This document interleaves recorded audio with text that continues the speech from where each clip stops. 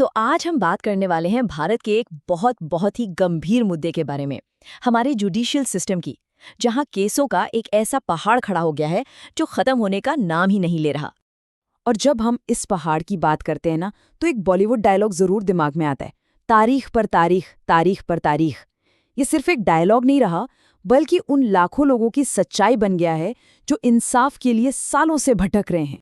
तो ये पहाड़ असल में कितना बड़ा है? अगर आज से हम सारे पेंडिंग केस निपटाना शुरू करें, तो पता है कितना वक्त लगेगा? 324 साल।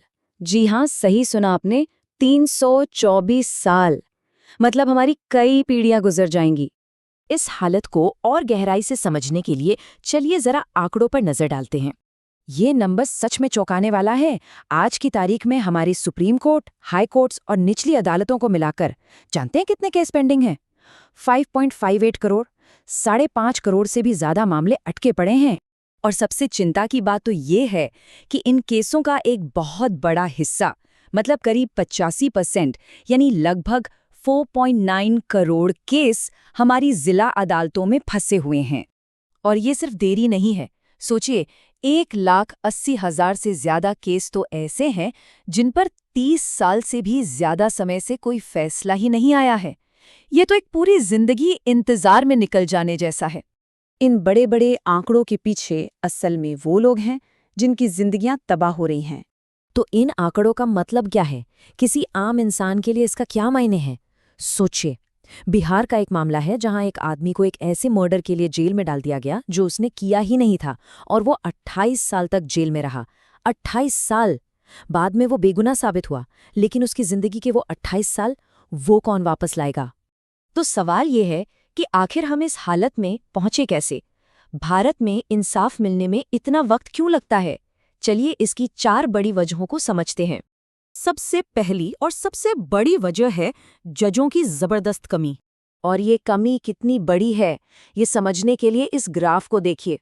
भारत में हर 10 लाख लोगों पर सिर्फ 14, चलिए 15 मान लेते हैं, सिर्फ 15 जज हैं।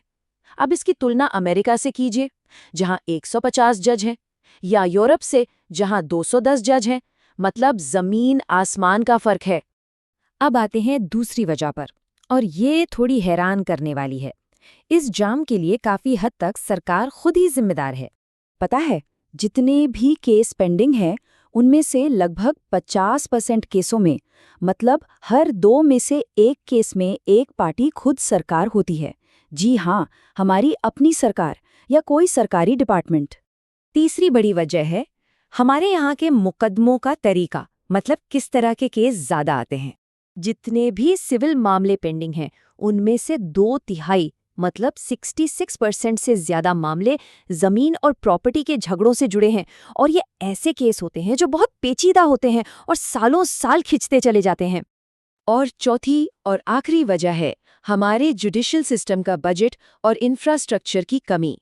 भारत अपनी पूरी जीडीपी का सिर्फ 0.08% ही न्यायपालिका पर खर्च करता है। बहुत ही कम है ये। इसी वजह से न तो कोर्ट रूम पूरे हैं, न स्टाफ पूरा है, और न ही दूसरी जरूरी सुविधाएं, जो केसों को और ज्यादा लटका देती हैं। तो अब सवाल उठता है कि क्या इस संकट से निकलने के लिए कुछ किया जा रहा है? हाँ, हाल ही में कुछ बड़े कानूनी बदलाव हुए हैं। सरकार ने पुराने क्रिमिनल कानूनों को हटाकर 3 नए कानून लागू किए हैं: भारतीय न्याय संहिता, भारतीय नागरिक सुरक्षा संहिता और भारतीय साक्ष्य अधिनियम। और मकसद यह है कि क्रिमिनल जस्टिस सिस्टम को आज के जमाने के हिसाब से बदला जाए। और सरकार का ये दावा है कि इन नए कानूनों से क्रिमिनल मामलों में 3 साल के अंदर अंदर फैसला आ जाएगा। अब देखना यह है कि ये कितना कारगर होता है। तो इस पूरी बातचीत के बाद हमें क्या समझना चाहिए? आगे का रास्ता क्या है? एक बहुत पुरानी कहावत है कि न्याय में देरी का मतलब न्याय से इनकार करना है। और आज के भारत में लाखों लोगों के लिए ये सिर्फ एक कहावत नहीं, बल्कि रोज की कड़वी हकीकत है। तो ये सब जानने के बाद एक बहुत बड़ा सवाल हमारे सामने आके खड़ा हो जाता है। असली दिक्कत कहाँ है? क्या हमें सिर्फ नए कानूनों की जरूरत है, या फिर उस पूरे सिस्टम को बदलने की जो इन कानूनों को लागू करता है? इस पर सोचना बहुत जरूरी है।